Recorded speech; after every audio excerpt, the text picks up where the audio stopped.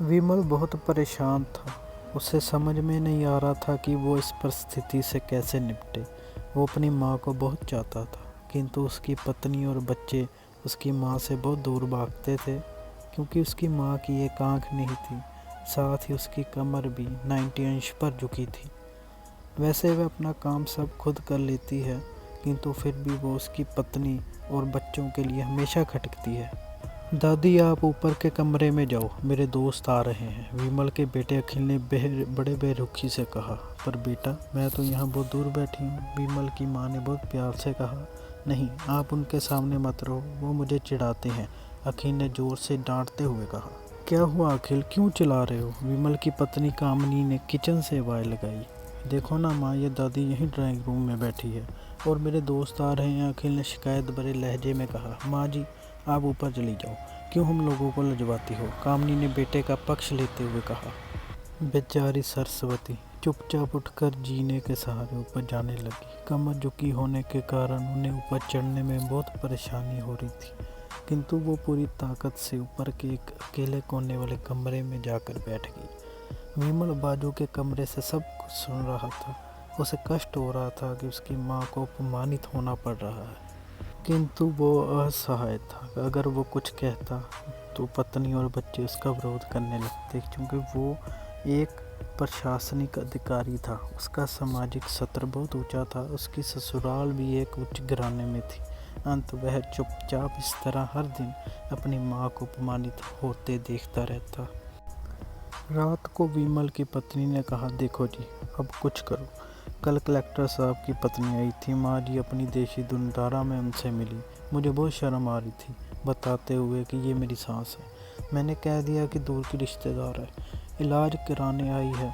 विमल को रोना आ गया, किंतु फिर भी वह चुप रहा। उसे समझ में नहीं आ रहा था कि वो क्या करे।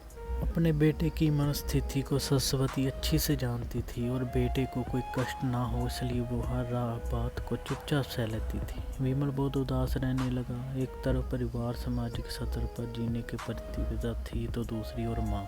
आखिर माँ से अपने बेटे की यह हालत नहीं देखी गई। एक दिन उसने अपने बेटे से कहा, विमल, बहुत दिन हो गए हैं, मैं अपने गाँव जाना चाहती हूँ, मुझे वहाँ पहुँचा दो, मेरा यहाँ मन नहीं लग रहा। किंतु माँ, वहाँ तो कोई नहीं है, तुम्हारी देखभाल कौन करेगा? विमल ने आश्चर्य से पूछा। अरे, सब गांव वाले तो हैं, और वो तुम्हारे मामा जी तो उसी गांव में रहते हैं, और फिर हम सारी व्यवस्थाएं कराएंगे ना।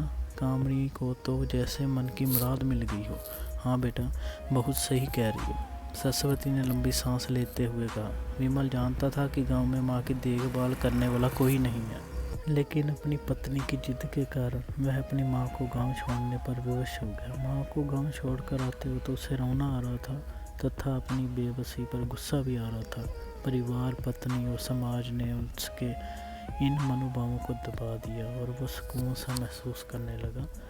कुछ दिनों के बाद उसके चाचा, जो अमेरिका में रहते थे, आने वाले थे। जब विमल बहुत छोटा था, उसके पिता जीवित थे, तब वो भारत आए थे, और उसके बाद वो अब भारत आने वाले थे।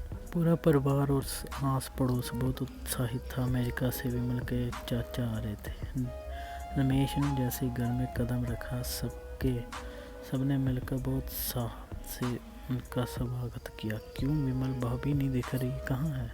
रमेश ने उत्सुकतापूर्वक पूछा। जी, वो गांव में रहती हैं, यहाँ उनका मन नहीं लगा, कामनी ने सपाट लहजे में उत्तर दिया। डॉक्टर रमेश ने विमल की ओर देखा तो विमल ने अपनी आंखें झुका ली। रमेश सब समझ गई, बोले, कल हम भाभी से मिलने गांव चलेंगे सब लोग। दूसरे दिन सभी लोग गांव के घर में पहुंचे। देखा कि सरस्वती को बहुत तेज बुखार है और वो पलंग पर असहाय पड़ी है। रमेश दौड़कर सरस्वती के पास गए, उनके पैर छूकर रोने लगे। सरस्वती की ये हालत उनकी कल्पना से परे थी। वाह बेटा विमल, तूने तो नाम उजागर कर दिया। अपनी माँ की ये हालत देखकर तुझे तो शर्म भी नहीं आ रही होगी, रमेश ने विमल को लगभग डांटते हुए कहा। नहीं देवा जी, विमल का कोई दोष नहीं है, मैं खुद गांव आई थी, सरस्वती ने अपने बेटे का बचाव किया। मुझे सब पता चल गया भाभी, आप चुप रहो। क्यों बहू, तुम्हें अपनी सास की क्रूरता पसंद नहीं है? समाज में तुम्हें नीचा देखना पड़ता है ना? रमेश ने कामनी की ओर व्यंग से देखा। कामनी निरुत्तर होकर विमल को देखने लगी। आज तुम जिस सामाजिक सतर पर हो वो इन्हीं के संघर्षों की देन है। और बेटा विमल, तुम्हें शायद मालूम ना हो कि बचपन में जब तुम 1 साल के थे तब छत से नीचे गिरने के कारण तुम्हारी एक आँख फूट गई थी और तुम्हारी रीढ़ की हड्डी में भी समस्या थी। तब तुम्हारी इस क्रूर माँ ने अपनी एक आँख और अपना बोन मैरो तुम्हें देकर इतना सुंदर सा रूप दिया था।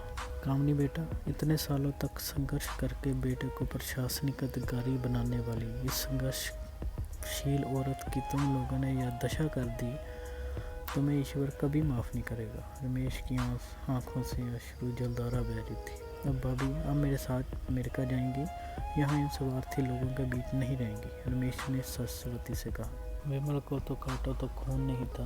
रमेश जो उसके चाचा थे, उन्होंने जो राज बताया उसके बाद तो विमल को यही लग रहा था कि उससे ज़्यादा पापी इंसान इस दुनिया में कोई और है ही नहीं। मैं दौड़ता गया और माँ सरस्वती के कदमों से लिपट गया।